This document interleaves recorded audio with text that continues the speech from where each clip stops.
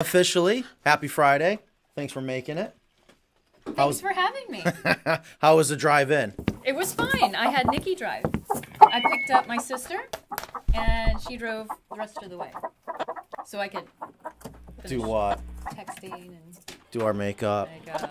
braid my hair that was stopping wet. Looks very nice. Yeah. What's going on, guys? Happy Friday. Welcome to Video Chicken, coming to you live from Creedmoor, North Carolina. Thanks to, I always forget to mention this, thanks to Carolina Coops, right? Of course. Pays for everything. To my left is my host, Kristen Warren, who is on time today, our chicken expert, our chickenista, I believe is your official title. Well, we have a real chicken expert coming on today. We have a chicken, well, you're a real chicken expert. Well, no, I'm like a hobbyist. I don't think enthusiast, but we have a real expert. You don't think of yourself as an expert? I disagree. I know some stuff. You know some stuff. From experience. And you get paid. You have gotten paid for your knowledge. So I think that makes you a chicken professional. But yes, today, we have waited so long for this day. Mm-hmm. I'm excited. I'm not going to lie to you. I was up 3:30 and I couldn't go back to sleep. I can't wait. If you guys know anything about me, the people I love to associate myself with are the smart people, because I'm not very smart. Yes, I would not be able to survive without smart people, and I love learning. Smart people probably wouldn't be able to survive. Like if there was a real survival game or whatever, or we get to some situation, you're like one of the people you would want on your team. Why? You got skills. Well, I appreciate that. Maybe skills, but anyway. So today we have. Oh, I thought you were going to do the introduction. We have Dr. Crespo. Yeah, that's your cue to talk. We have Dr. Crespo in the green room right now. She is a veterinarian, and I believe, if I'm going to say this correctly, she specializes in poultry. We have a veterinarian, chicken specialist, poultry specialist. Now, and I was kind of curious, is it best to say poultry? Does that make it more official when we get to this high level of intelligence of chicken health and things like that? We'll have to ask her. Yeah, so I got some questions for her, and I see Ingrid's done her homework. Mm-hmm. I think I forgot to introduce Ingrid over there. As always, behind the computer, running everything. I hope everything sounds good. It looks like our audience is coming in. Again, if you're just joining us, welcome to Video Chicken. Happy Friday. Yes. I know I say it every week, but I cannot believe how fast these weeks are flying by. We could have that as a recording and just hit play. It is already, August 6th? Oh, yeah, it's August 6th. Mm-hmm. Anyways, all right, guys. Well, remember, this show is for you. If you have any questions, please type them into the comments. If you don't have any questions, you're just here because you got nothing else to do, please, just like Patty did, please wave hi, leave a comment. Let us know where you are watching from. We absolutely love to see where everyone is listening and watching. Yeah, I would love to know, too, how many people are watching us on their computer, or maybe they're watching us on their phone? Yeah, that is a good question. We should be able to look that up in the analytics, correct, Ingrid? Ingrid's being quiet. I'm trying to get her to chime in. She's probably typing furiously. I feel her eyes are still burning into me from last week where... You guys were fighting over the mouse controls? Well, we don't fight. We compromise. Don't we, Ingrid? That's right. Thank you. There she is. That's fight Ingrid, until everyone. Compromise. Yes. Let me know in the comments. Do you watch on the computer or do you watch on the phone? Also, I think we might skip Mackenzie, depending on how the show goes and with all the questions. But I imagine having a poultry veterinarian expert, we got lots to talk about. It seems like whenever we have a special guest, there's just so much good information there. It takes up most of the time. So it really does. So again, guys, this show is for you. If you have any questions, please let them know. And today we are focusing on chicken health, I guess you would say. Yes. Right? Yep. Watching on Roku. We're on Roku? Well, YouTube. You can watch YouTube through your streaming service. Mr. Mike Trapp, as always, one of our loyalists. So he watches us on the big screen. Oh, and before I forget, I have some people that are like, wow, they'll send me pictures of them watching us in their bedroom. Weird, right? On the big screen. No, I think it's great. Well, I know you do. I absolutely love it. If we've earned the right to come into people's I've watched the replay in my bedroom. Oh, you have? Yeah. On the big screen. Mm-hmm. And you don't ever watch TV? No, this is like show research. That is true. Right. I'll admit I do the same thing on my computer, and just to kind of get an idea of what we can do better, see how we're looking, see how we're sounding. Reminds me of how things were in the beginning. Oh, we got someone on the phone in Brazil. I was just watching the Olympics. Actually, I think they end today, and the girls volleyball team was playing Brazil. Gave them a run for their money, but USA still won. All right, well, let's go ahead and get started. Mrs. Crespo, Dr. Crespo, are you ready?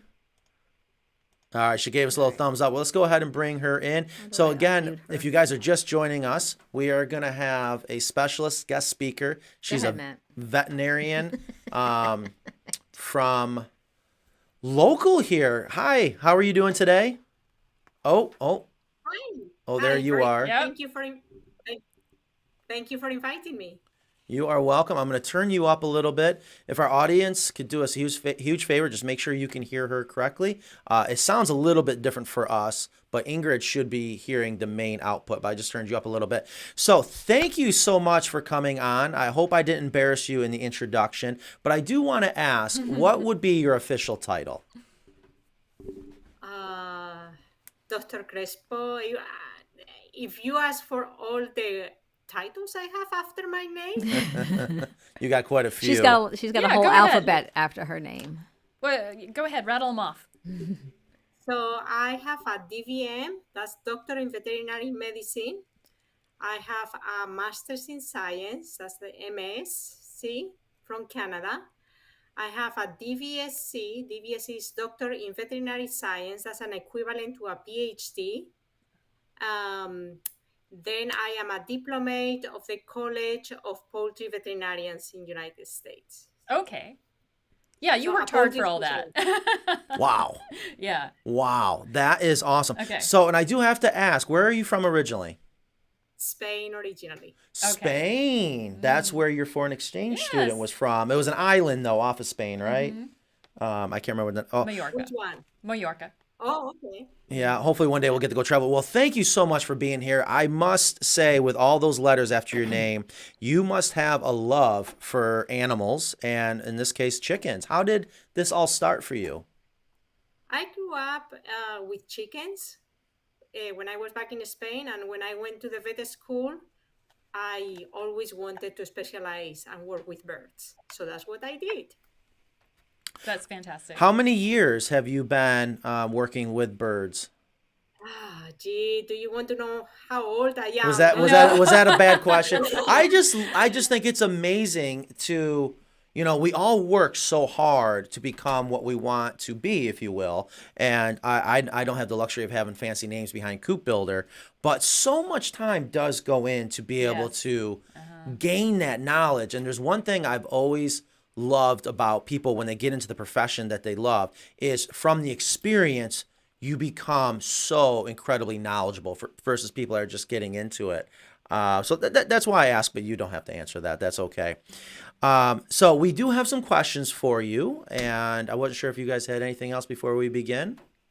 Well, I just want to mention that Dr. Crespo heads the NC State Mobile Poultry Veterinary Services, which I have availed myself to, and I'm very grateful for. Do we have a picture? Can we bring up like a website, social media? I will put all the links on our on the website and on YouTube.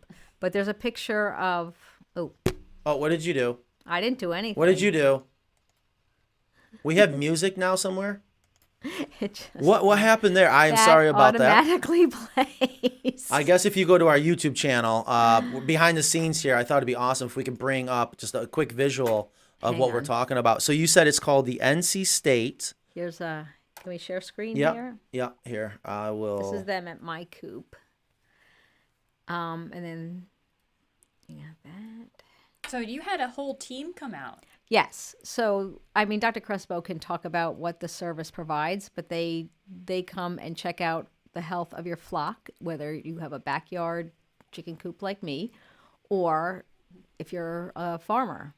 But let her talk more about what she covers and what they do. Right. So NC State is North Carolina. Right. Okay. Awesome. And they have a huge veterinary school there. that's famous for the across the country that people go to. And so my mind is just wondering too what brought her to North Carolina. So tell us about what you do, please. What do I do? So I am specialized in poultry. So similar to what the medical doctors do, that they have different specializations and they teach people who want to be doctors. I teach people who want to become veterinarians, especially the area of poultry. So poultry will involve not only the chickens, it will be the turkeys, it will be ducks, geese, quail, pheasants. So all those domestic birds that we may have in our yards or they are raised commercially. So we just make sure that they are kept healthy. Excellent. And So I think that answers that question. So I have to admit, when I think of poultry, I was only think of chickens, but it does cover domestic. I love she's domestic birds. So that's amazing because we do a lot with turkeys, ducks. We just did a lot with geese. Do geese fall under poultry? Okay. yeah, hmm Gotcha. Okay. as long as they are raised in a premise by humans, yeah. If, like the Canada geese, they don't. Those are wild birds. Okay. So you teach the students that are getting into poultry. I teach all the students from first year. So we do have the core courses, and we expect from veterinarians that they will be able to handle all type of species when they become veterinarians. So they have to have a basic knowledge not only of cats, dogs, but also food animals. That includes cattle, pigs, sheep, pigs, and chickens, and turkeys, and all those fun things that I do. All right. Well, that is excellent. And then there's a travel team that are the students that we were just looking at here. If we bounce back here real quick to, and I think you can see it on your end if I share the screen and I come back over here. So you have a whole travel team. So what is the territory that the veterinarian hospital from NC State, the road team, if you will, is there a certain diameter that So they'll travel? yeah, we usually try to do 1 hour because it takes 1 hour from the university, no longer than that. It takes too much time on our side, so it's just 1 hour. Now we have gone sometimes farther than 1 hour. We have clients that they have team up together, like 2 or 3 people, Ah. and we have visited the 2 or 3, so we go a little bit beyond the hour, so they share the cost of the traveling, and then it makes it as worth going a little bit beyond the hour. I got you. So I have a question that I have to ask that pertains to probably if you were to ask any of our customers, what is their favorite part about the chicken coop? And it's something that Kristen introduced me to 13 years ago now. Yeah, I it's said been a she was while. crazy. But I would love to hear your input on this. And it's what we call the deep litter system. All of our chicken coops, we incorporate the deep litter system and we line the bottom of the hen houses and we come up 12 inches with a food safe material called high density polyethylene. There's like giant cutting boards. And I can tell you, from experience and listening to our customers, it's just amazing as a set it forget it system. And I have read, and this does make sense, that the deep litter system, if incorporated correctly, can actually help promote the health of the chicken. So I'm really curious if you have any thought on that statement and any experience with the deep litter system, and if you have any advice for us and our listeners about incorporating the deep litter system. So I agree with you. I really like the deep litter system, but it depends very much of how many birds you have in the coop and the space, and whether it's covered area or not. Because if it's exposed to the elements, may not be the ideal, as it may get wet and Yes. fungus grows. So it depends. Everything depends. There is not the right answer or the wrong answer. Yes, I agree. Deep litter, you build it up to 8. I start with 5 inches, build it up. You can do usually 8 inches is enough, but you can go higher. And then you just move it, make sure it doesn't form cakes or doesn't get humid. And you can keep it for years if you want, really, as long as people in the commercial industry, they keep it up to 5 years, as long as it's managed right. Oh, so Wow, I didn't know they were using it commercially. I had no idea that they Yeah, would use it that's very commercially. That is very interesting. We need to start selling them some of our industrial hemp. What do they use in a commercial facility? Whatever they can get. Okay. And often probably it won't be the material that you use. Is probably less expensive material Okay. depending on the area that they are located. But So they it's just some usually- source of carbon. Yep. Yeah, and then what they would use between flocks, as you know, in commercial, the house is all in, all out, not like in our small flocks that we keep replacing birds and the house is never empty. So in between flocks, they actually compost that litter. So they reduce by composting. They are trying to reduce the bacteria or the microbes are there. They are trying to sterilize a little bit the environment. So they put it back again out. So it can be used. I mean, that litter in flocks that are used for table eggs are mainly those that are organic flocks, are going for a premium for organic fertilizer. Ah, yeah, I reuse mine as well. I compost mine and reuse it. So I am so happy to hear Dr. Crespo also mention something else that you say a lot, and I can't say I agree or disagree What? because it's such a bold statement that I think that that you can go more than 1 year or well, years. I yeah. know you can, right, and she even said commercially Yeah. going 5 That's years. huge. Yeah. That is absolutely huge. And I know, I love telling people about the deep litter system and how we've incorporated it into our chicken coop so that if you're one of those lazy chicken people, which I know I am, it's a set and forget it system if you do it correctly. And she also mentioned to make sure you're not overloading it. Yeah. You don't want to have too many chickens per square foot. And so since you mentioned that, do you have like your sweet spot number for, I'm not sure if we can go as simple as how many chickens per X number of square feet for a deep litter system. Do you have like a recommendation for that range? I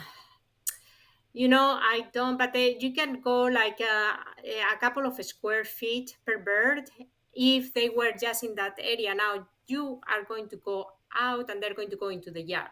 Mm-hmm. So that will be the space inside the coop area. That's where I would, or somewhere where is fence. But since you have more space, that will be the minimum I will recommend. No less than that. If you get them too close, even though they are always they are flock animals and they live together. If they are too close, they fight, just like us. Okay. So you Right. to another set of problems for too long, too close. And they like their room at night too. So. Yes. Yeah. Well, Yeah. that's another thing we're huge fans of. I mean, we're chicken people. We are chicken snobs. And, the reason why this business started for us is we love chickens and we want to make them happy. And when I went out chicken coop shopping, when I wanted chickens, I was like, these are awful. So we couldn't agree more. We often say size does matter when it comes to chicken coops. So that is amazing that they're deep littering commercially. It only that is makes really sense that they interesting. should. I always learn something on these shows. Yeah, absolutely. Well, going back to what you do and what your team does, I was really surprised when Ingrid told me that she had a chicken expert come to her house, one of your services, your veterinary services. And it was something I didn't know, and I'm just really excited about this. When your team shows up, what do they do, and for what different reasons do they come? Is this just a health check, or do you have to have something wrong with the birds? And what does the team do? How many people show up? Can you give just some information about what a typical visit looks like? So typically it will be at least two of us. In the photo group you have in the background is the four of us. Okay. Um, that's me on the right, Mm-hmm. and then the good-looking fellows on the left. They are my students. Uh, and that they are also veterinarians who love chickens or poultry, and they are trying to become a specialist in poultry. So we always like to go two at least, so we can handle the birds together. If we need to do any procedures with the bird, one could hold the animal while the other one is doing the procedures, or we can one may taking notes while the other person is doing some physical activity with the birds. There is no need to have a problem to call us. One of the major things that we find is people don't set up their coops properly. That's a major concern. And that's one of the things that we go many times just to do an assessment of how the house is set up, whether it's set up, they have enough space, the feeders, the drinkers, the perches are set up properly, they have enough space, how is the nesting area, ventilation in the house, all those things. Yeah, they look at everything. Yeah, that is. I mean, I'm so happy to hear that. Just a back to basics check to make sure everything is correct before you start looking at the birds. Is that right? Yep. Okay. Yeah. There are many problems that I can fix them, but unless I fix the environment, it will reoccur again. Oh. So Again, it just goes to prove we are not paying her to say this. I always say it's all about the coop. If you build the right coop, Right. chickens are the easiest animal to keep. They're the easiest hobby, especially with the deep litter system. If you have it set up correctly from the beginning, they are super easy. Yeah, and just understand you can't put them in those little tiny chicken coffins like you see coming in from China. I'm ahead. sorry. No, I was going to say, and just to plug you guys, the team was very impressed with my coop. Oh, good. And they even took pictures of it. So they, and they even opened to see what kind of food you give them. I mean, it's extremely thorough. They caught, one chicken was tough to catch, but we got all the chickens, and they physically examined each and every one of them. Well, that's another skill is chicken catching. Yeah, it took, chicken wrangling. It took three of us to get my Easter egger. Something I was wondering is, have you seen a demand? Have you seen the classes grow? Have you seen more people interested in learning more about poultry science, if you will? And also, have you seen more of a demand for your services? We have seen more interest in small flocks. So, and let's go and explain what a small flock is versus a commercial flock. And I don't like to call it backyard because not everyone is backyard. It is small flocks. So anything described in that is less than 1,000 birds is considered a backyard for USDA. I call it small flocks. But as you can imagine, people who have 1,000 birds, they probably go more to a farmer's market. They do it for profit, not for enjoyment so much of the bird as a pet. And then you have, in the other extreme, you have individuals that have only 3 birds. That will be the minimum number of birds I will recommend to have, 3 of them. Unless you are all the time at home, and then they're very difficult to potty train. So you have to have them with diapers and be around all the time. They are really social animals. They really need to be in the group. So having one is almost like you are going to be the companion of that chicken. Mm-hmm. So a small flock, if I heard her correctly, a small flock is 1,000 or under. Mm-hmm. Wow. Yep. So you've got this covered. Yeah, I got room to grow. We actually do have a question from one of our viewers, if it's okay. Yeah. Okay, awesome. There's a question from a Dennis, and actually, I'll just go ahead. Not a Dennis, but a Dennis, if that came out right. We'll bring it in over here. He says, if you have chicks and laying hens in the same run, what type of feed would you feed a grower feed would you feed a grower feed or a layer feed or an all flock feed? So the question is, if you have chicks and laying hens together, is there a recommendation for what type of feed to consider? So to me, I would probably bring both feed together, but I will take advantage of the different size of the birds to prevent the bigger bird to get into the growing feed, and the height of the older bird so the younger bird cannot get into the feeder of the laying hen, if that makes sense to you. So change the So height of the feeders. that's right. So the ideal height of a feeder, it should be about chest height. Okay. So of course the little bird will be smaller, so it will have to almost jump up to get to the mature bird. While the other thing you could do, the older bird can reach down. Yes. So what you do, but they do have a wider face and they have the comb. So you can modify the feeder to prevent them to put the head into that feeder.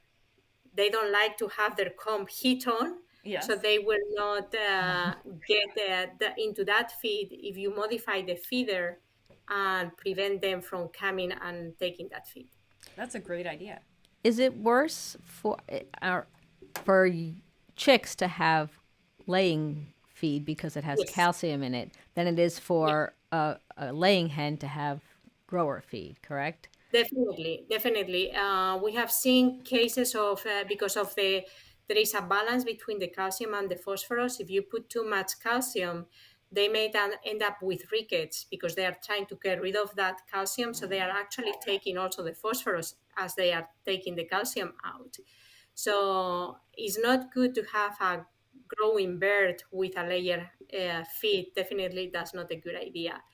Now, if you have a laying bird in the feed for growing birds, the protein is too high for that bird, and then excess protein has to be removed through the kidney, which is going to put pressure on the kidney and may predispose the bird to kidney stones.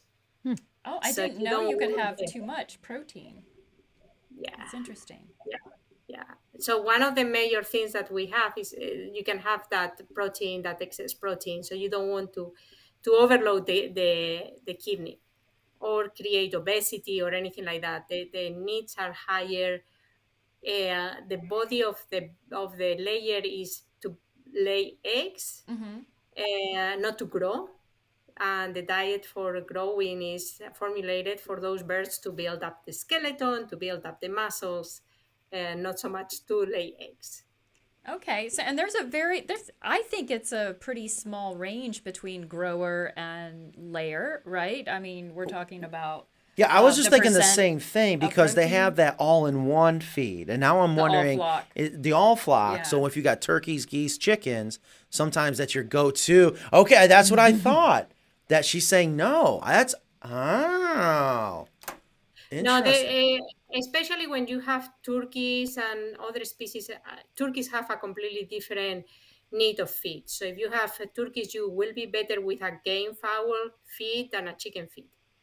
Don't put if you have ducks, they really need a lot of fiber compared to chickens and turkeys. So you need a waterfowl or duck type of feed. It's a different type of feed altogether. Wow. Yeah, I didn't know that. That is Well, I knew they all had different feed, but Right. just that there's a very specific formulation. for right. And I feed. always wondered how is it that we can Yeah. just have an all flock and that covers it, and that's you just assume. Yeah. Just like you assume these Chinese coffin coops are good. I guess I kind of did the same thing that, you go to the all flock, and I want to say I'm guilty of that with our Yeah. turkeys. Now, knock on wood, we didn't have any health issues, but it is interesting to get into the exact science of it. Yeah, all those pellets look the same, right? You've never tried them, have you? Oh no, I'll wait till next week's show.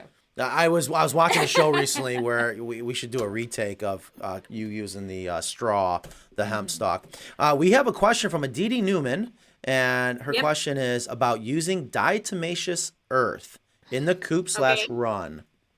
Okay.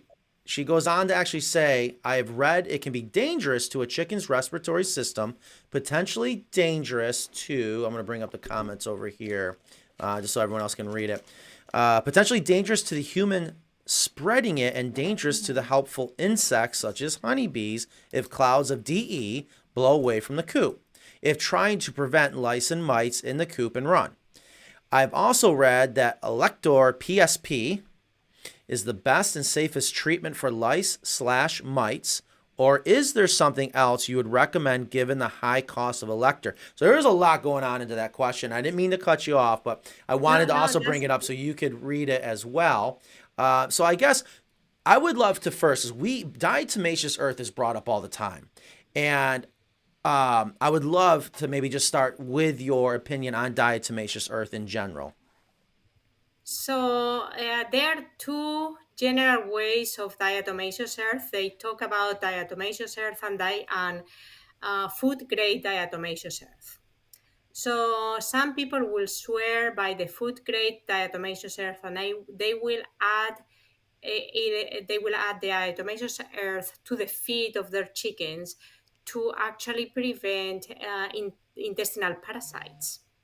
So what the diatomaceous earth in the feed does is actually irritates the gut, and the gut moves faster, so the worms cannot latch in the gut. So in a way they help to reduce the parasitism because they are not able to latch to the wall of the gut and hold there just because it moves. But it is a minor advantage. Most of the DE is used for external parasites.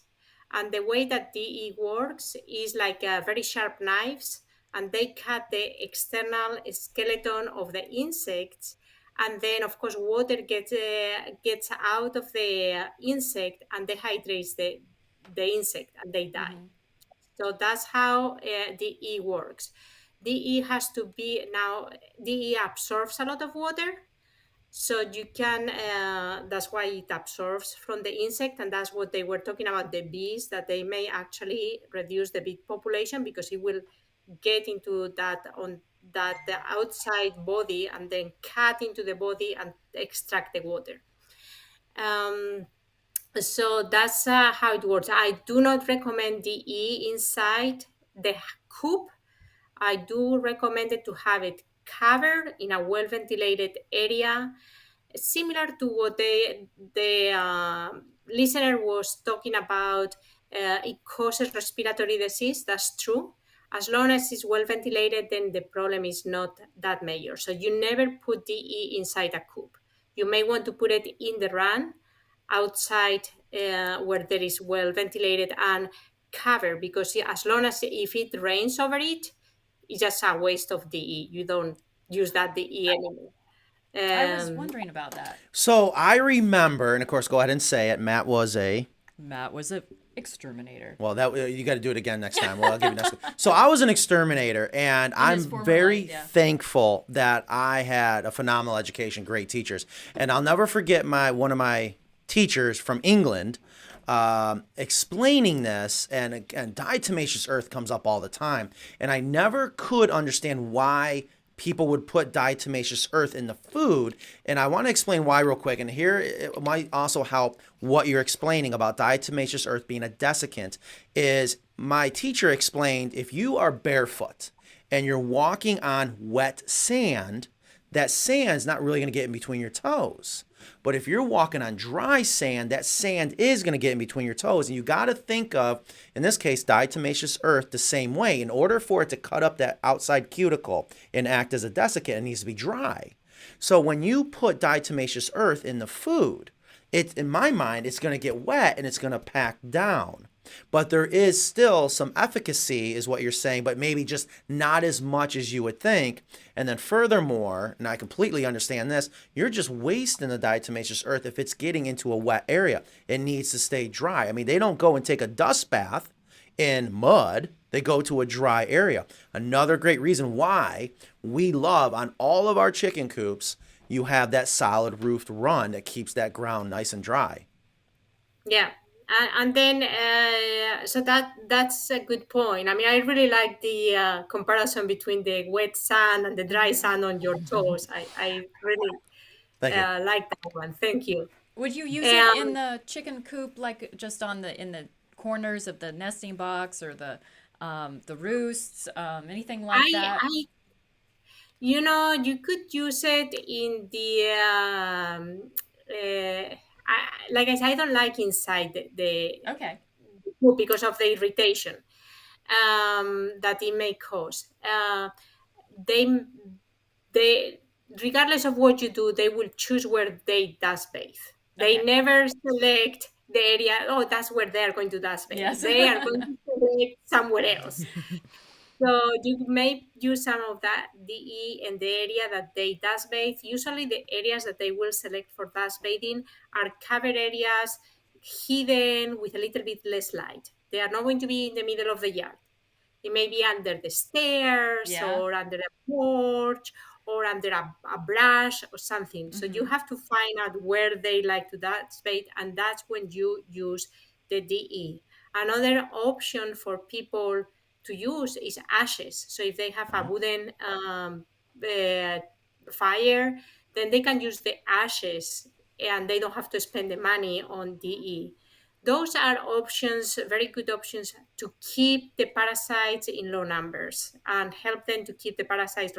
They are birds, they are outside, they are going to get parasites.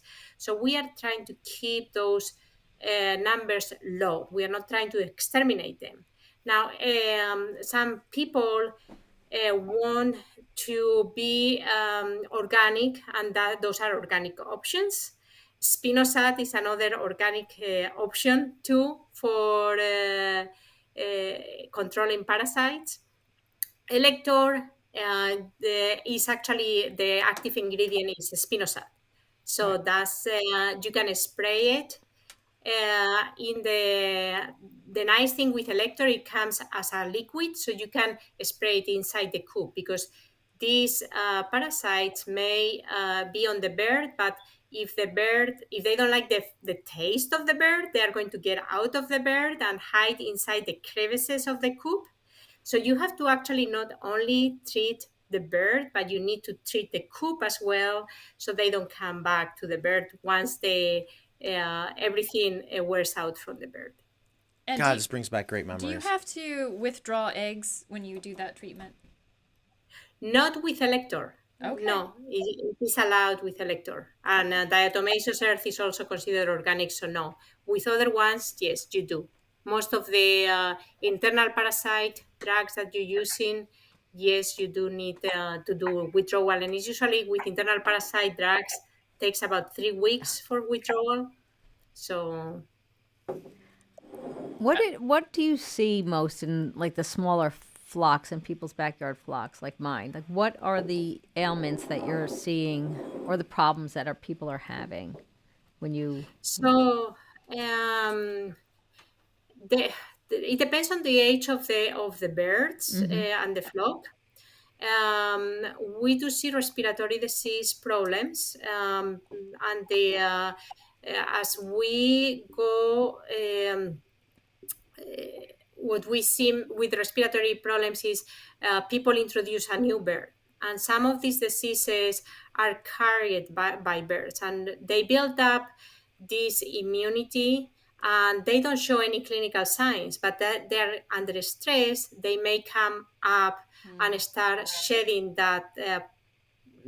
those bugs, similar to when we have like the sores in the mouth that we don't have it, but then suddenly we get a cold or we get the stress and then we get the ulcers in the mouth and the sores.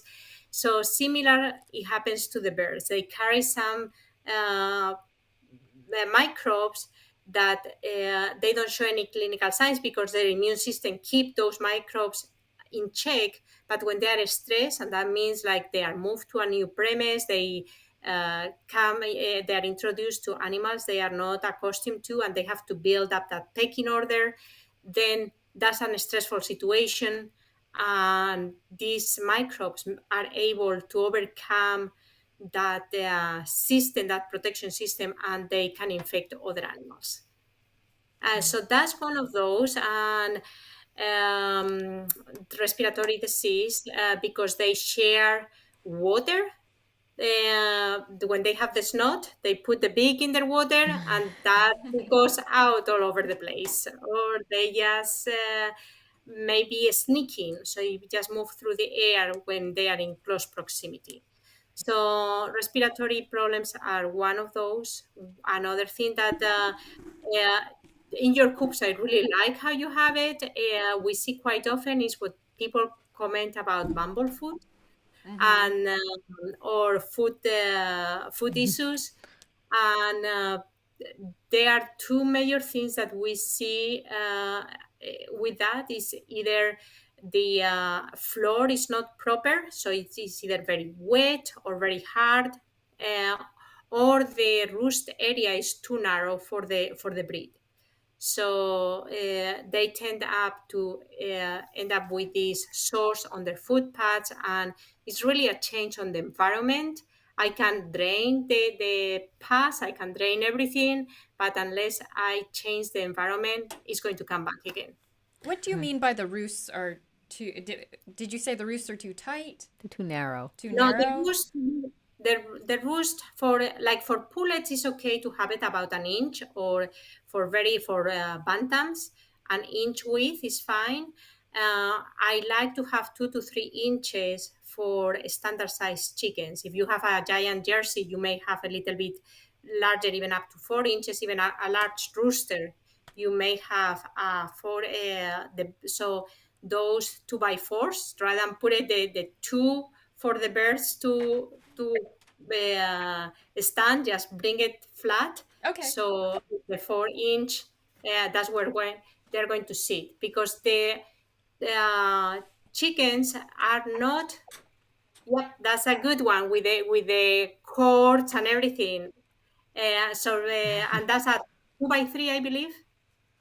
Okay, so hold on. Probably was a 2x4 and it's been beveled. Okay, I got a lot to say. And, for people that know me, it's like, wow, Matt's being really Calm quiet. down, Matt. But Calm down. I am Oh my loving goodness. this. Okay, so a couple things here real quick. And again, Your enthusiasm is just a little bit too much right now. Dr. Crespo, thank you so much. I mean, I almost feel like I should be paying her right now. I think I'm out of here.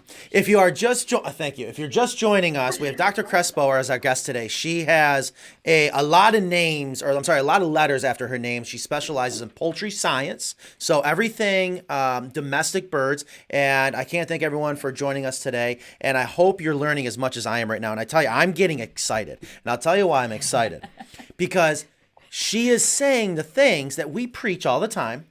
And I want, again, we're all about educating the consumer, because that's why, you'll when they learn, what I want to say is the truth, because there's so much bad information out there, or it can get very confusing.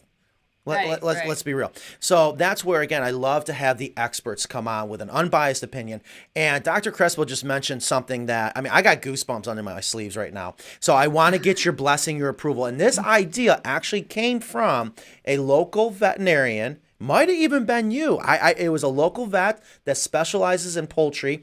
And when you have a chicken that has bumblefoot, yes, you can go in, extract the pus, clean it, but it has to have time to heal. So the vet gave our customer what I thought was a great idea. And of course, I'm like, cha-ching, that's phenomenal, is we take our regular roost bar. All right, so let's see if I can show everyone. There's the end grain right there. That's 2 1/4 inches. So we just heard Dr. Crespo say the ideal roost bar for standard hens is between 2 and 3. And we have just found 2 1/4 to work out really well for a couple other reasons. But, of course, we got to make everyone happy, because you also mentioned for your smaller breeds, they can get away with 1 inch. And I didn't want to have to make so many different roost bars. So we went with 2 1/4 and found, even bantams do well. Silky's another story. But we took the rope and we made a special machine to wrap it. And what this does is it allows, I want to make sure everyone can see this. Okay, I'm going to change the scene here real quick.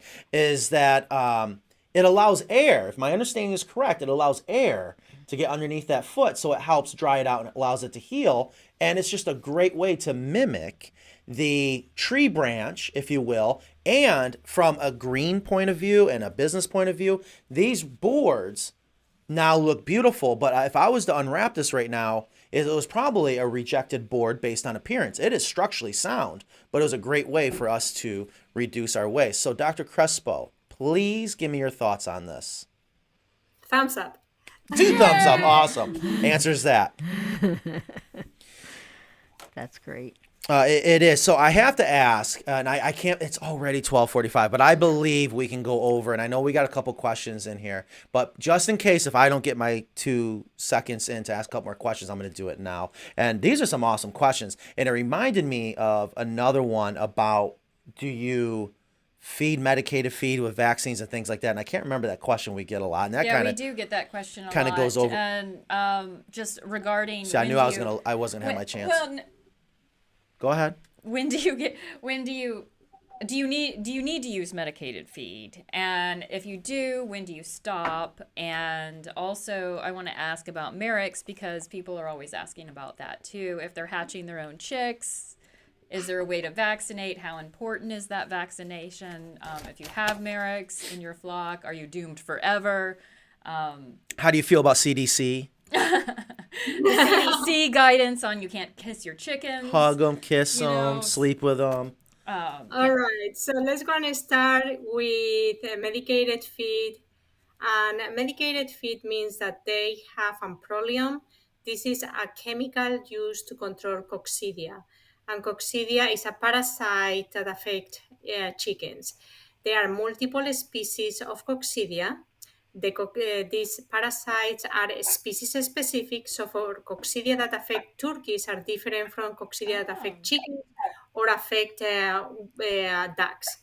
So they are different species. Now, coccidiosis, that's what is called the disease, is actually a man-made disease. Because what we try to do is we grow too many birds all together, so don't give the space, and we may actually don't get the floor in ideal conditions. It's maybe too wet, that allows that parasite to actually embryonate and become infective. So things that you to avoid coccidia is just to make sure that you don't have water leaking around the house, your litter is very dry, and you don't crowd those chickens. So that's the best way to prevent coccidia without needing to have to go for a medicated feed. I don't, you can do it if you want, but if you are some of the hatcheries, they now do not, they do vaccinate for coccidia. If they vaccinate for coccidia, it is very important the first 3 weeks of the life of the chicken, and they have to be a little bit crowded, because the way the vaccine works is actually they have a number of these parasites present, and it's going to help. We are producing a disease that is not very bad. So, but they need to cycle, the parasite needs to cycle through the bird to be able, the bird recognize as like, oh, that's a parasite, I had to fight it. And after 2 cycles, then their immune system will take care of the parasite. But they need to be together because it passes through the feces. So if they have lots of space, they may not get access to that parasite. Wow. And they don't produce the immunity.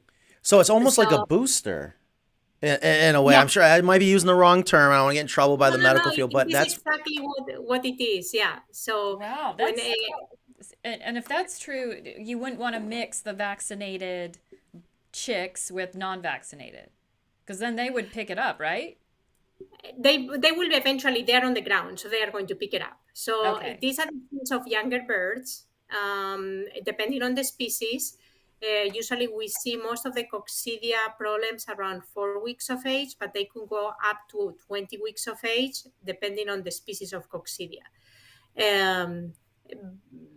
But that's being on the floor and being outdoors, they are going to pick up the parasite. Now, if you keep the ground dry and don't overcrowd those birds, then it shouldn't be a problem. They will pick up a few here and there, enough to build up the immunity and not cause the disease. So that's one of them. So if you want to do for preventive, I would rather get the amprolium in the water if needed, rather than going into the feed. I would not, that's my opinion. Because, I mean, you can do that in the feed. Is going to, the problem with constantly using it is the parasite is going to build up immunity too. And eventually it's useless. So It's just like an antibiotic, eventually. Yeah. So if you were gonna use the water, did you say you would use it as a preventative like the feed, or you would use it just as a treatment? as a treatment, yeah. Okay. When the feed is going to be as a preventive, because once they get the coccidiosis, it's a disease of the gut. And when you have enteritis, I'm sorry, I don't think you want to eat too much. So the same happened with the birds. When they have enteritis, they don't want to eat either. So you will go for the water. They will continue drinking. Okay. So, all right, about Marex. It is a hardy virus. It is not passed from parents to the chicks. It is only a chicken virus. Some quail may have Marex, but not too many of us keep quail in the small flocks. So will be mostly, doesn't affect turkeys. So the important thing with Marex is to vaccinate as early as possible.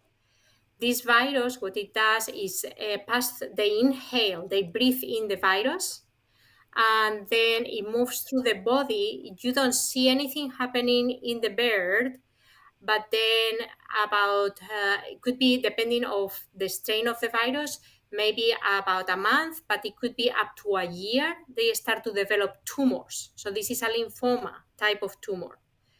And then they die from it. Unfortunately, we don't have a treatment for this Marek's disease. Now, the way of preventing it, they always talk about the vaccine. You can get the vaccine almost everywhere.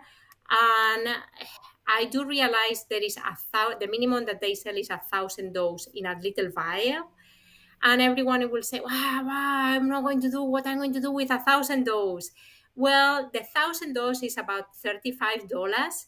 So if you hatch all the birds at the same time, then you can vaccinate all at the same time.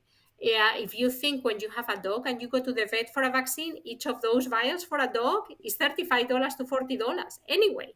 So if you hatch 5 chickens, you go for 1,000 doses, throw the rest, but it's $35, the same as one dog, vaccinating one dog or one cat. The cost is there.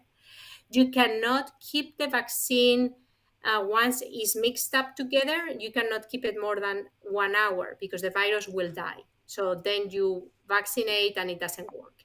So ways we have done at the NC State, we team up with 4-H, and 4-H, they raise chickens together, and then all the 4-H kids come because they have a project together, and we have been vaccinated 100 and 150 birds at a time, and we throw the rest of the other 900 doses or 850 doses away.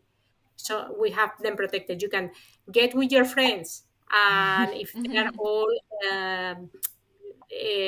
hatching at the same time, then you can use that. I love that last part where you can have a shoot 'em up party. Is it with a needle, Dr. Crespo? Is that what Yes, it is with the needle. Yeah, we put it behind the neck. So you get behind the neck and just put the needle is under the skin in the neck. And it is true that, so there is a time period that has to be done, or is that the coccidiosis vaccine? No, I mean, they recommend the Marex, they recommend at day 1 of age, because like like I say, it goes dormant. So you don't really know if you leave it for 2 weeks, you don't know if your bird has picked up the virus from the environment. And then if it has your bird has picked up the virus from the environment, then the vaccine is useless. So we recommend on day of age, so we make sure they have not picked up the virus from the environment, and it protects them. Now, I've also heard, and I'm a little confused, that I can understand that with bantams, you can't vaccinate them because their neck is too small.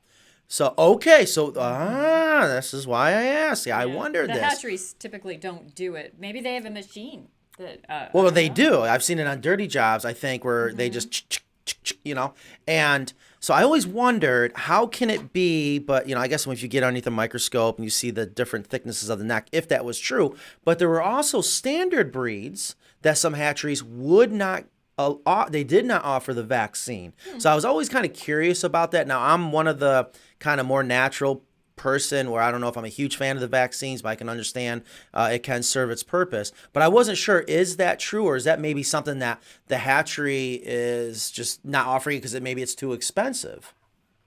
It's probably, if they are doing it with a machine, the machine is just with certain size of bird. So the bantam chickens, if you have like a cerama that is so tiny, then it doesn't fit on the machine, and they hold them on by the head, and then put the vaccine, so the machine may not be able to pick up the bird and hold it there because of the size. So they are not going to do it manually. Gotcha. Yeah. All right. So if it's okay, I have a couple questions now, if I may. I've been dying to ask you this. So we're coming up to 1:00. Believe it or not, our show, it's only supposed to be an hour, but I think we can extend. But I'm dying to know, if you have one, what is your favorite chicken breed? My favorite chicken breed. Now take your time. I tell you, I like turkeys better than chickens. I have to be honest. I think they are so much fun. I like buff Orpingtons because they are dual purpose. They have a very tame character. That's what I like. They're good layers. You have to control a little bit how much they eat, because being dual purpose, they tend to go on the heavy side sometimes. But they are very lovely animals. Their character is just beautiful. Yeah, buff Orpingtons are a very common What is your breed. favorite turkey? My favorite turkey, the one on Thanksgiving, you say? No, okay. Turkeys, I really like any type of turkey. Okay. I like the white, the heritage white is beautiful. They are very different. The turkeys are more, mainly if you raise them from very early age, they get attached to humans. Oh, I've seen that. I've had that. What is that Experience. noise, or why do they make that noise? I mean, I know they go, yeah, I know that, but and I think maybe it was just the males, and ours definitely did it. You hear this, woof, woof. And I'm not barking like a dog, but it's like, woof. What is that noise, and why? That's the males. They do that noise only. Okay.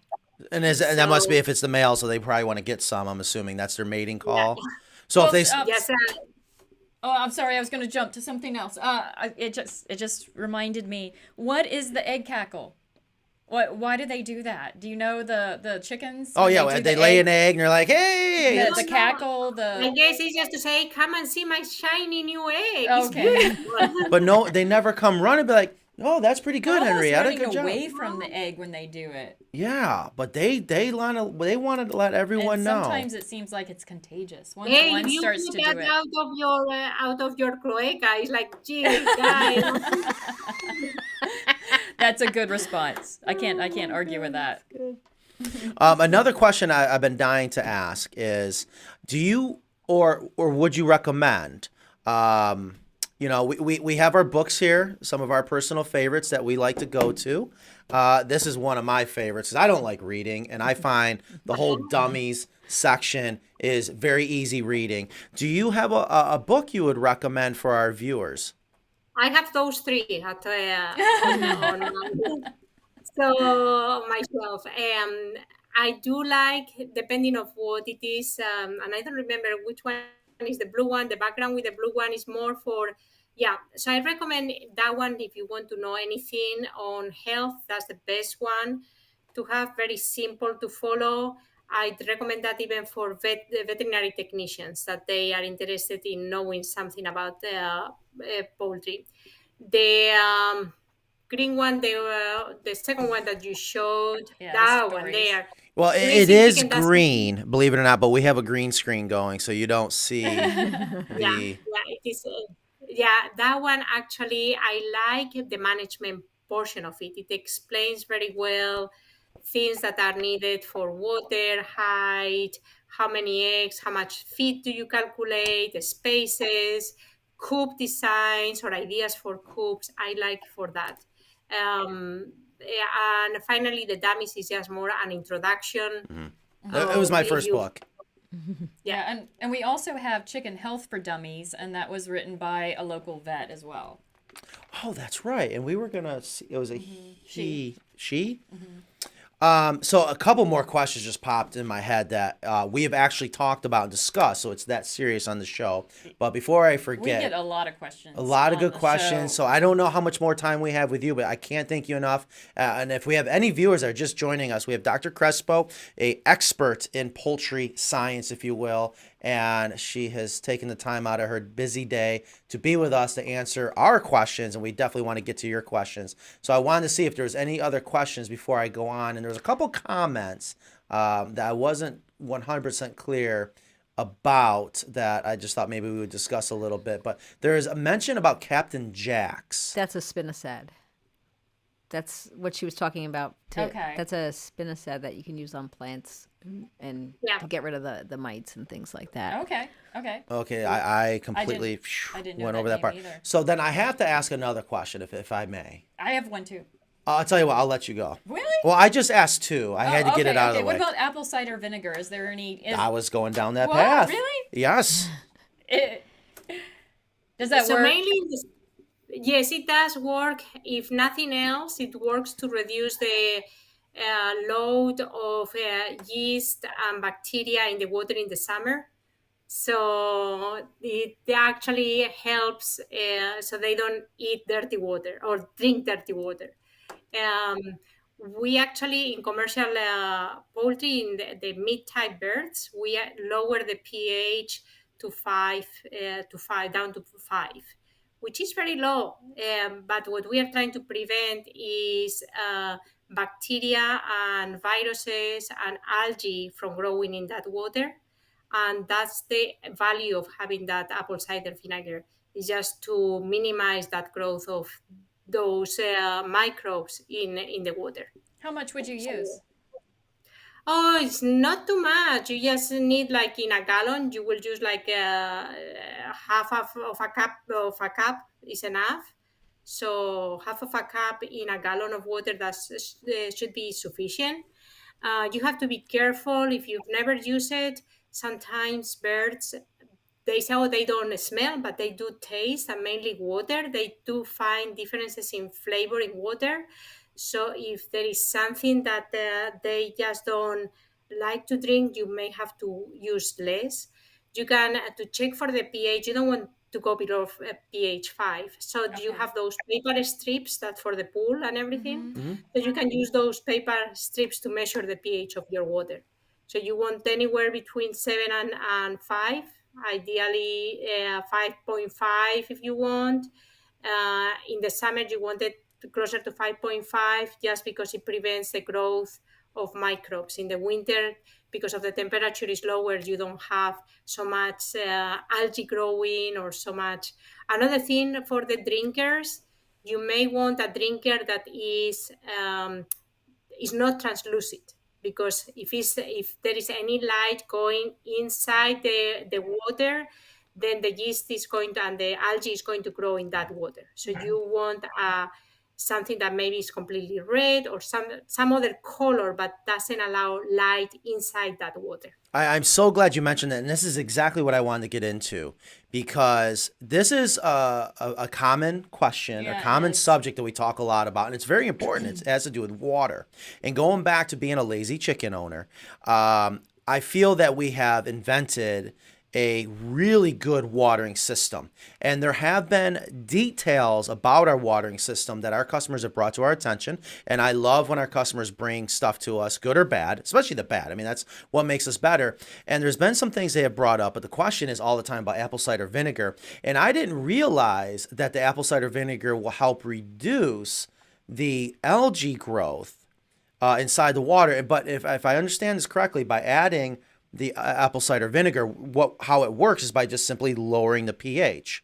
That's what it's doing in order so that the algae and the yeast can't grow, because they need higher acidic water, I guess, right? If I'm following this correctly. So our viewers and chicken owners, they could easily then take the strips that measure pH, and I've been told they're not exactly accurate, but they're very easy and affordable. But it's a good start. I know when I was raising coral, I actually had a pH probe. It was incredible. But anyways, so they could just put the strip in our case. I wanted to show it to you. Hopefully I get another 2 thumbs up. Is our rain barrel system, where they could dip it in there. So the goal is, especially in the summer, because when it's warm, to get the pH down so these certain things can't grow. And I got to tell a quick story of something that's happened, and maybe this can help someone else. But I'm going to go ahead and share the screen, because you wouldn't believe how apple cider vinegar came back to haunt a customer of mine.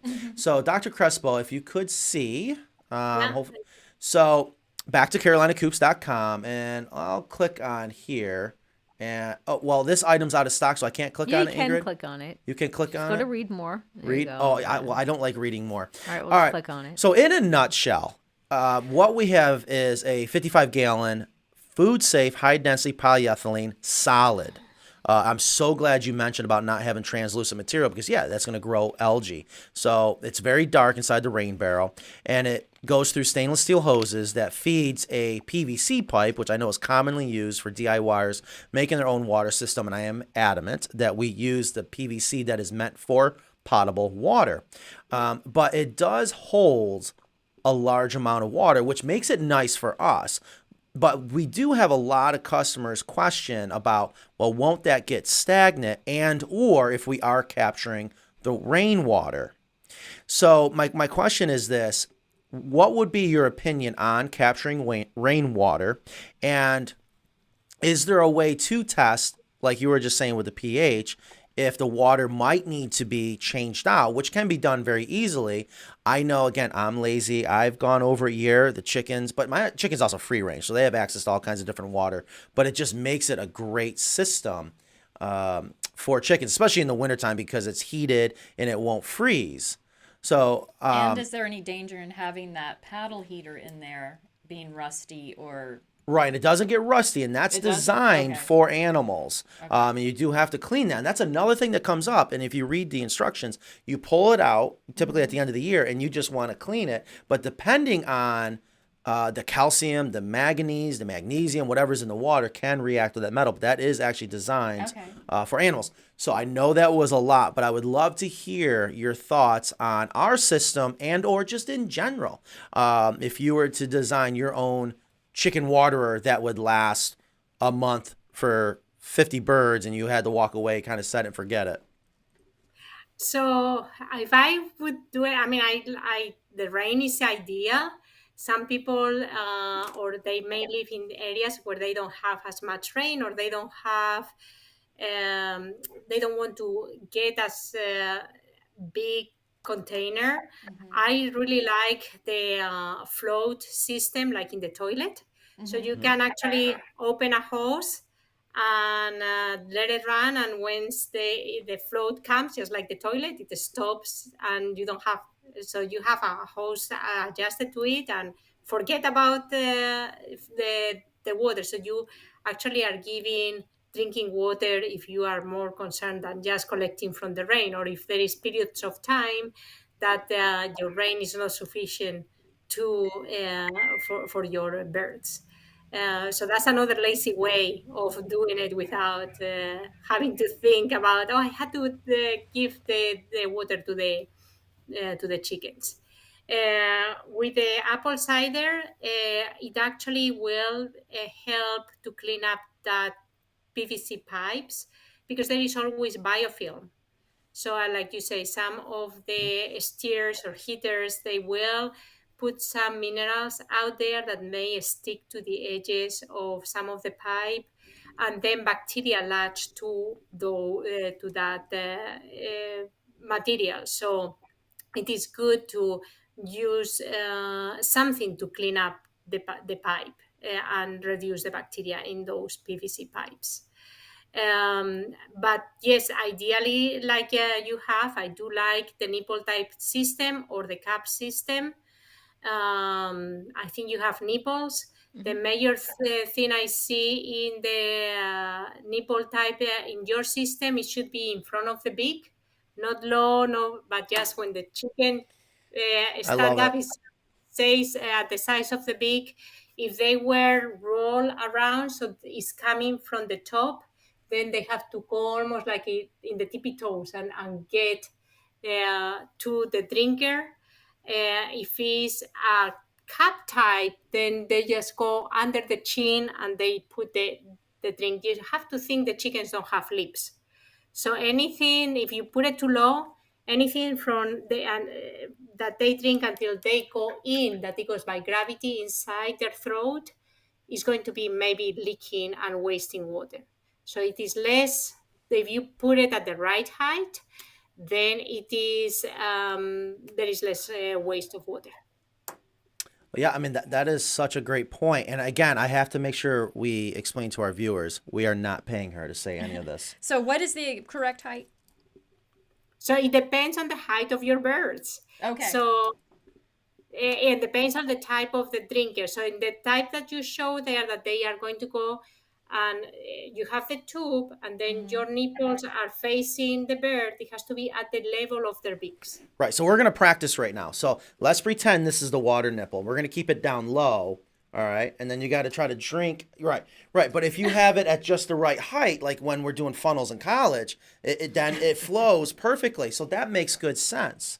That it makes it easier for them to drink it and we're not wasting it and Right. also causing a sanitation issue, which I've seen with other waterers, especially the ones that if they tilt just a certain way, you fill up this 2-gallon water and you go out there. It's like, what? Where the hell did all the water go? Oh, yeah. But that's one of the reasons why we love our nipple system, especially the horizontal one. It doesn't drip, and we have found the chickens just, one, they learn it very easily. Well, actually, and I have them right here, and it's just a great, great product.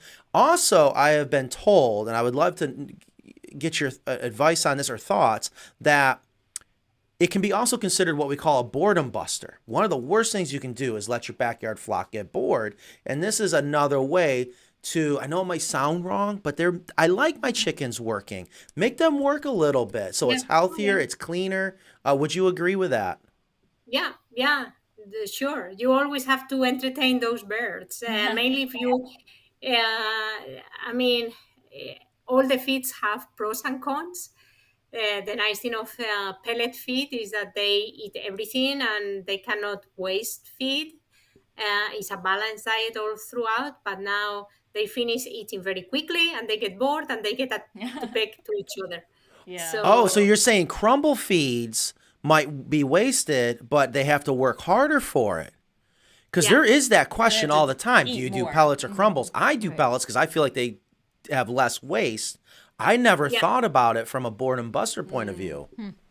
Yeah, they get bored and then they peck at each other. But you can always get toys for them and they and play, so they can play. And I don't personally care too much about the pecking. What do they have? Like it's like The xylophone? no, they have the xylophone. It's for citizens. It's not for that one. Is it's for the parrots. It's not for the chickens. The chickens don't really care that much. But they have they make like blocks The with suet blocks. The suet blocks, like for The suet- wild birds. Yeah, I don't like those because they have too much carbs. It is full of Okay. molasses. Oh, so pizza is bad for the chickens. I had a viewer say one time, "Oh, you can't give them pizza. Too many carbs going to make them too fat." I don't Well, know. you occasionally, We're about to maybe eat like pizza. once a year, you can give them pizza. Once a year? Not every day. Oh, I thought it was once a week. Man. All right, we get this question a lot, and that's is there anything you can't feed your chickens? If you're giving them scraps from your kitchen or leftovers, people food. In your So- professional opinion. In my professional opinion, be careful about the salt. They actually need a third of the salt that we need in their diet. So if it's anything that is cooked and you add salt, don't give it in excess because then we are giving them too much salt. Things that some people give, like for instance, kale because they think it's healthy, but don't give too much kale because actually it produces goiter because it is going to inhibit some of the iodine and they cannot produce some of the thyroid hormone. So any of that. Don't overdo. Some people do the play area with the cabbage and they hang with a hook and then they have the cabbage thing. Well, cabbage has a smell. And if you like cabbage very much, then you may end up eating eggs that taste like cabbage. So if that's what you want And is that to true do, with onions? it is true with onions. It is true with fish. If you actually give them sardines, ends up going into the egg. If, for instance, if you store the chickens and you have kerosene next to where you have the eggs, they actually pick up the kerosene taste. Wow. So just be careful because those eggs pick up flavors and smells. So Is basically, there anything else? That well, you hold on. would- So here's what I'm hearing. Great question. And I was not expecting this answer, but I'm going to tell you, I'll be honest with you. I love this answer because it's not what you can't or can and cannot feed them. It's about moderation. It's Right. about how much you give them. And that's something we have gone on record and said, there's really, in my opinion, I know there's people like, don't give them apples because of the apple seeds or don't give them avocados because of the avocado pits. I insist that chickens are not as dumb as people think and they know what they can and cannot eat. We want to make sure we avoid mold, but it's not so much what you can and cannot, it's how much. Yeah. One of the things that is the same, like I may see an impaction if they are giving too much green. So if it's just like kind of grass that is very wet, their system is not set up to break up that the very fresh grasses. So that may end up like all knotted up in the crop of the bird.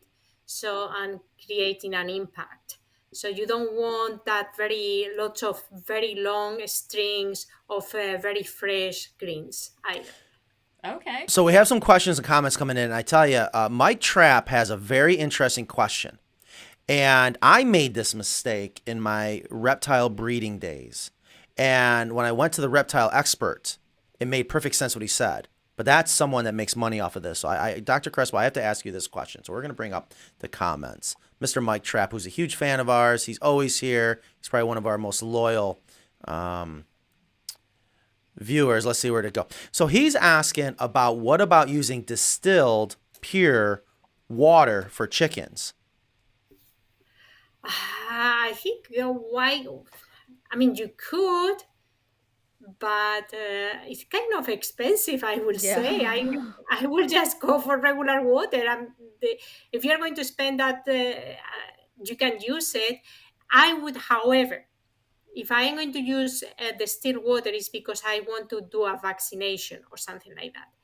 Because if I am going to do a live vaccine via the water, I don't want the chlorine to interfere with the vaccine.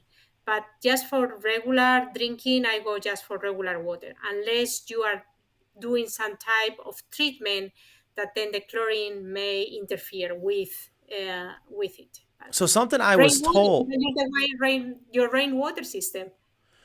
So something I was told is that if you give distilled water constantly, you're actually not giving, you're taking away, because that water is lacking nutrients, and I guess nutrients would be the word, or minerals. That's the word. That's the word I was looking for. Minerals. And I made that mistake with my first chameleon. I felt horrible, but I had someone else give me advice. Oh yeah, give them distilled water. It's pure. Yeah, it's the purest form. It's so pure. There's nothing in it.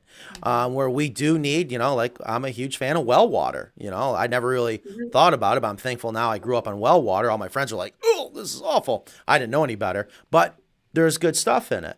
So you can do, it would be a good idea to do distilled water if you need to make sure there's no chlorine or maybe any other chemicals that could, if you're administrating any type of medicine. So very, very good question. Would you advise against using a drop of chlorine in your water to prevent algae or I don't.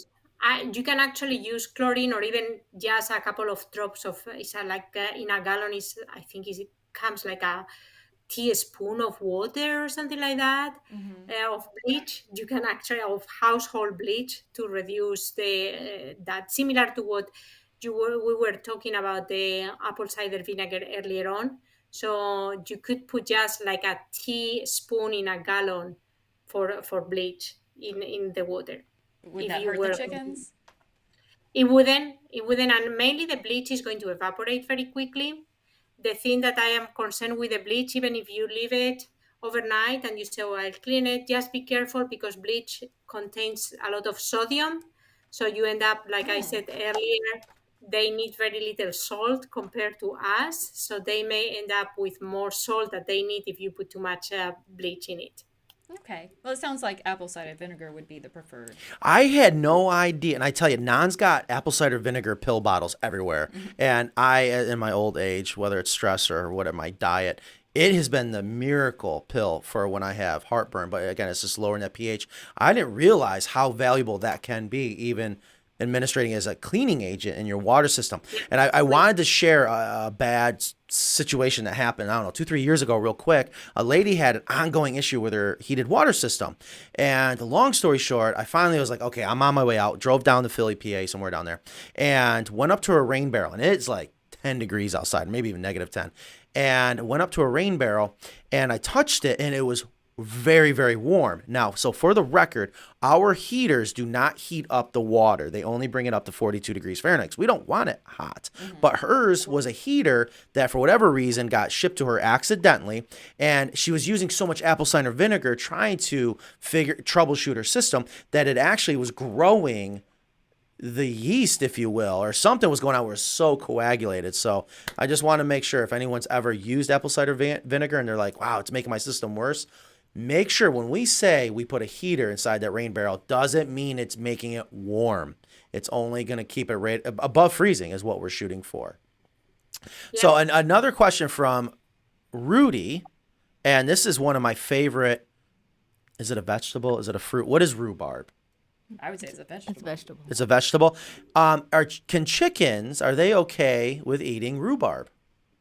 So the same as I said about the string of the it's fibrous grasses, it's very stringy, so you can actually give it, but chop it up in small pieces, so that string doesn't use like a cord that is going to tangle up other foods or other things that they eat. Great advice, which also brings up another thing. We've been working on caffeinated eggs. Do you think that's possible if we keep giving our chickens coffee grounds, that we might get some coffee tasting eggs that kind of perk you up in the morning? You may try it. That would be good. Coffee and a twofer. Coffee and eggs together. Yeah. You're up to something. Can chickens have chicken and eggs if it's cooked? Can chickens have chicken, eggs and coffee? Eggs and chicken. Like if you were gonna feed your chickens cooked chicken. Oh, whoa, hold on. Whoa, buzzer, but hold on. Wait a minute. Wait. We're going there? Okay. Some people, I tell you what, some people use the shell as a source of calcium for I do that. Well, and actually someone was just asking that question. It When my eggs just get too old, sometimes I cook up a big pot of scrambled eggs and feed those gradually over the next week to the chickens. So that's, when the vet tells you you have a chicken that is sick, and they give you, like, you have to give this medication. Yeah. That's actually a way you just put the medication in the egg, The and they will scrambled eat eggs. It's like scrambled Yeah. eggs or something. Yeah. like okay. a scrambled egg or the egg. Yeah, Okay. And then give the scrambled eggs to the chicken. Yeah. She's saying that's that- right. Huh. It sounds Yeah, like so that's they okay. actually, it's easier to feed them in that way than try to fight with the chicken and open the mouth and try to put the medication in the mouth.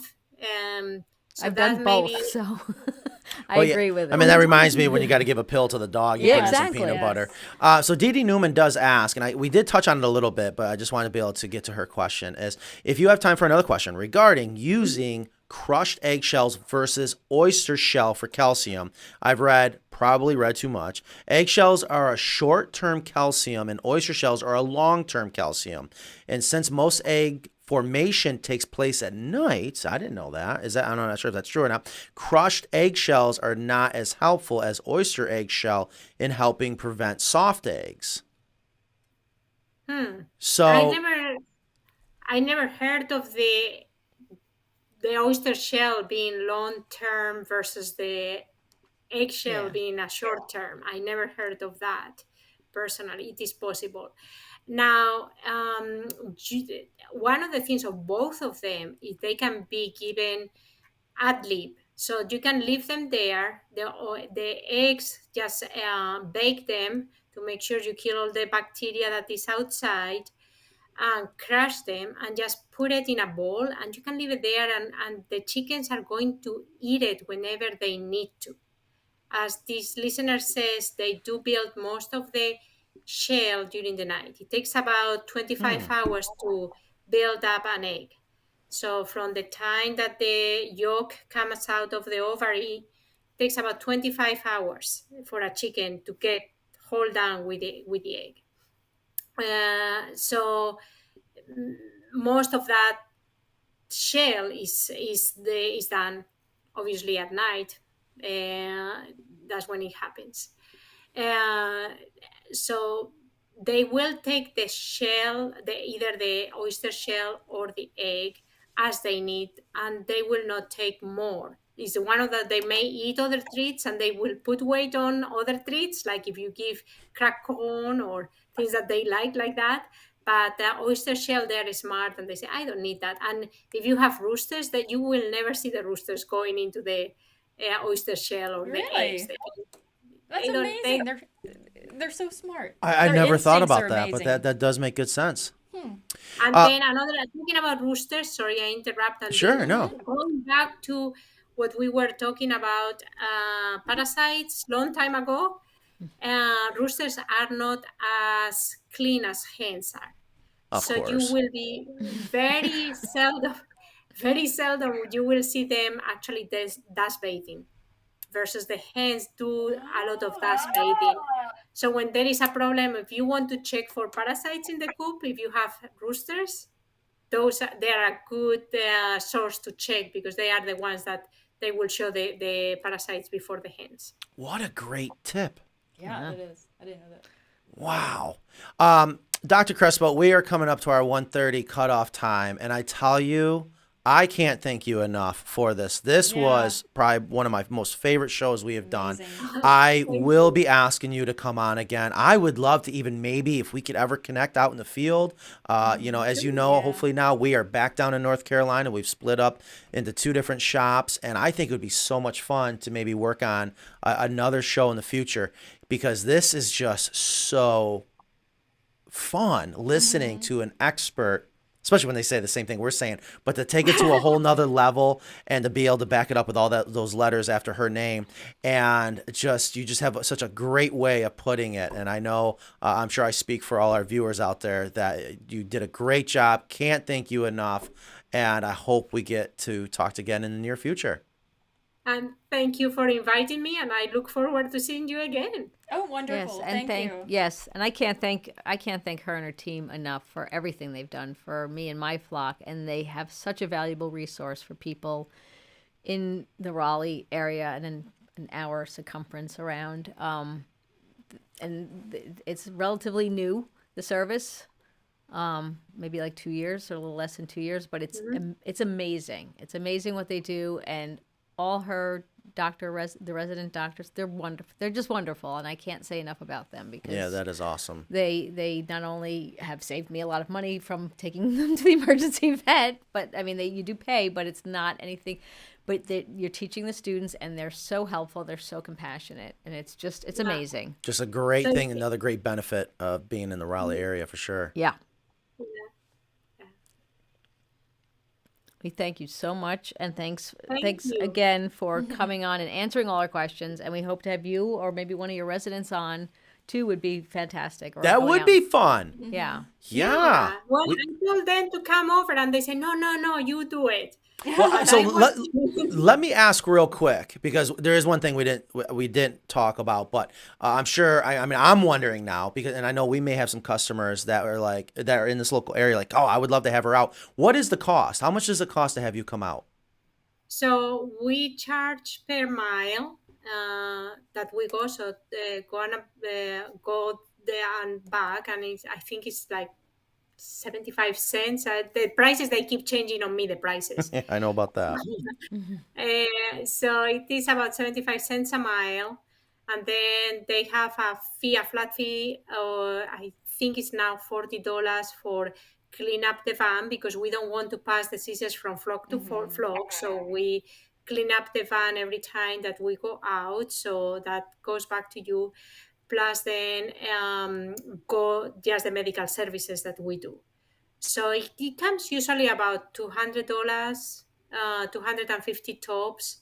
We try to work with you and your budget.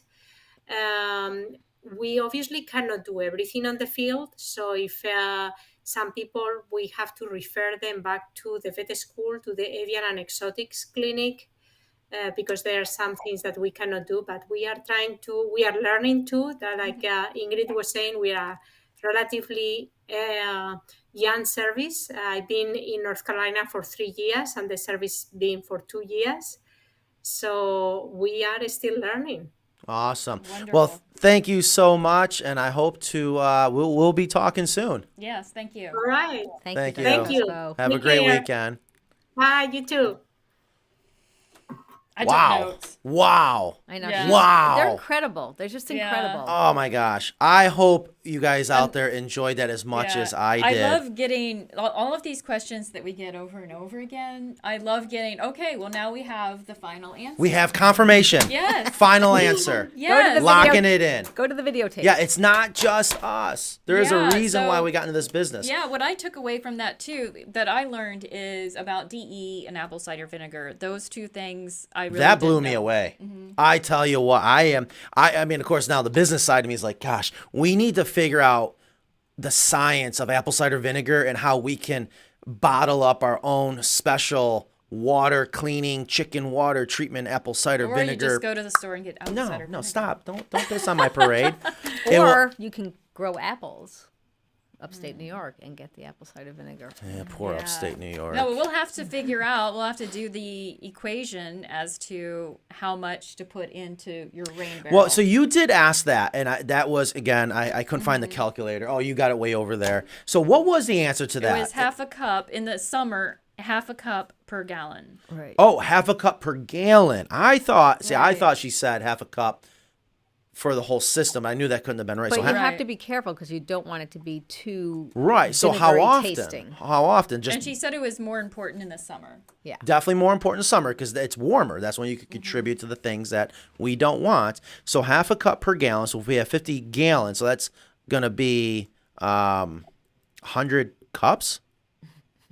Am I saying that right, or is that 25 cups? Help me do the math. I don't know math. Well, I think the problem is you don't want to just pour in. Okay, can I see tons the and calculator? tons No one's of answering it. Apple cider vinegar. Come on, you can into reach it. the- Oh, We're listening. Hold on. I got it. I'll use my phone. No, Here we but go. you don't want to pour too much in because the problem is if they taste it and decide they Yeah. don't like it and they stop drinking it. It might be a gradual thing. You might. Yeah, I mean, I Well, think so we need to figure this out. But I just think I don't think you should just go by half a cup per gallon. Here, bring. I can't hear you well. Get that mic right up. Okay, don't grab I it by can the. do some field testing. So But okay. I'm afraid we that are. people There's are. Ingrid. I'm afraid people are going to put a whole bunch in their rain barrel, and then the chickens aren't going to drink it, and they're not going to be aware that the chickens aren't drinking it. You know that's exactly what's going to happen. Right. So I want people to be careful.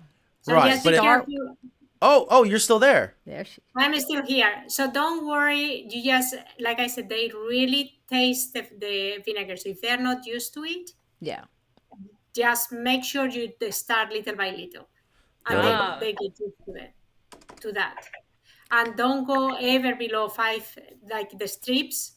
Just make sure never go below 5. Okay. On their pH. On the pH. Your water is going to be around 7. So when you get those strips, they're going to be about 7. Because pH neutral is 7, right? 7 is neutral, yeah. Yeah. I'm gonna try it. I'm gonna try it on. Yeah. my So rain barrel. we definitely got to do I'll that. try- I'll do it gradually. And you I'll know just, we're gonna have listeners that oh god, we're gonna be crucified at the stake. Man, you told me to put apple cider vinegar in it because us Americans, especially, we think more is better and everything. But wow, what a great interview, great stuff. We definitely got to hook back up with Dr. Crespo and see if we can't do something out in the field. Yeah. Maybe especially at one of our chicken coops. A chicken check would be good. A chicken check. I think one of our Carolina coops, we could pay for it. It would be a lot of fun. And I have to be honest. I love getting the blessing, the confirmation. I mean, all the way down to our rope wrap roost bar. It's just that's just me. You know, I come across these problems, but when an expert gives an idea, we just figure out how to execute it. So I want to say that's probably what we definitely did. So it is way past our cutoff time already. All right, so we got some news. I mean, so a little bit of news here coming up. What's that? Well, we don't know if we're going to be here next week. Time is up. We have started cutting. I don't know if I can say this literally. Well, I probably can't. Well, I think the one gentleman from the Granville County, he's on our side for sure. But we, let's just say some coops are going to be coming out the door down here. So that is good. Well, but make sure you get a picture. We can share that with people. All all right, never mind. Yeah. Yeah, no evidence. Yeah, no evidence. Yeah, just Coop sitting outside going into a truck. No evidence. Nothing to see here. But we're gonna be. This is gonna be a lot of fun. We got a big custom coop coming up that we're gonna be building turnkey on site, and I think we'll definitely do. I'll call in. You and Ingrid can still come here, or maybe if you ladies want to fly out to Santa Fe, New Mexico, it's okay. There's Ingrid already getting mad at me. It would be so much fun to do this show out on the road, wouldn't it? Oh yes, And I then think we it's always nice when we have guests. I know we're cool and all, but We're pretty cool. yeah, I think it's nice to change things up. I like having Absolutely. the guests. I like having. I think it would be great if we could go on the road. Oh, speaking of the road, hold on. I got an announcement to make. All right, I got. This is not even drama. We haven't played the shop drama music Wait, you yet. need the one with chickens. That's not the right one. Oh, that's oh not. yeah, the- I got another chicken scratch. oh, well, This hold on. one's on my leg. So Yeah, so, well, we haven't even gotten to the shop drama music, but this isn't shop drama, but I got some great news to report back. Let me share a little bit with everyone if they're still with us. And if you have any other quick questions or comments, maybe we can get to them real quick. But I am blown away by something. Okay, it's not as fun. When you're talking about chicken scratch, that Yeah. music's a lot better. By the way, I did train all my little ones to go into the big coop, and I think it took a week. It took about 5 days. Wait, what are you talking about? I moved my chickens from the teenage pen to the big coop because they're old enough now, and I had to move them every night because they went to the old place, and it took about 5 days. Oh crap, I'm not What are seeing. you looking for? Well, maybe. Well, I wanted a little bit of a teaser, and I think I know what I need to do. I had to open up here, and well, I guess That's nice. it'll be all right. It'll be all right. So I'm gonna share the screen. Let's see here. Are we there? Yeah, there we are. So check out this beautiful custom coop we're doing out in High Point, North Carolina. All Eastern red cedar. mortise and tenon. Am I? Oh, you have to drive all the way to Ohio yet. Am I holding you up? Oh, yeah, I just you in asked trouble? if the pizza was ready. Oh, I know, and I can't wait for that pizza. So our So the size on this is what, 10? so that is a 10x6 hen house, and I'm going to let's see if I can. Is that the barnwood? Isn't that amazing? So beautiful. Yeah. It's Wow. and we don't even have the trim on yet. Here's the point. Fun fact: our new sales girl, Maddie, she's a badass. She's gonna get so mad at me, but I love to promote something that a talent that people have that, she's a power lifter. Really? She was deadlifting. It was like 240 pounds. Like, I was like, oh my gosh, she's a badass. And I took her out into the field for the first time. She loved it. She crushed it. I swear, it reminded me of my thoughts of you in the beginning, that you were a spy. Here she comes with no woodworking experience. She is rocking the table saw, rocking the router, everything that we're working on out there. I'm like, there's no way you have not done this before. She goes, no, I just watched you do it once, and here we go.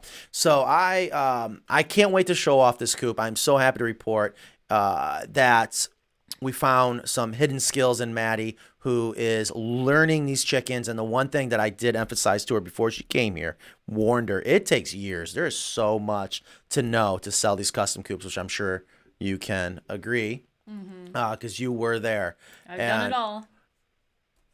You really have. I'm so proud of her, so happy. And because of that, because she was willing to work, I was worried that she was just going to kind of stand there and And no, she got right after it. She was reading a tape measure, which has been a problem here in the shop. It's driving me crazy. I have no idea how to teach these guys fractions. No problem. Tables. Anyways, all right. It's time to go eat pizza. It is time to go. I hope everyone has a wonderful weekend. Kristen, Ingrid, thank you for being here. It's been great. Yes, that was a lot of fun. Have a safe trip to Ohio. We may or may not see you guys next Friday, but trust me, we'll let you know. Yes. Have a good weekend. Bye. Have a good week. Well, you just killed the outro music just like that. Ingrid's mad. Stop controlling it. I got it. Okay, you go ahead and do it. See you guys.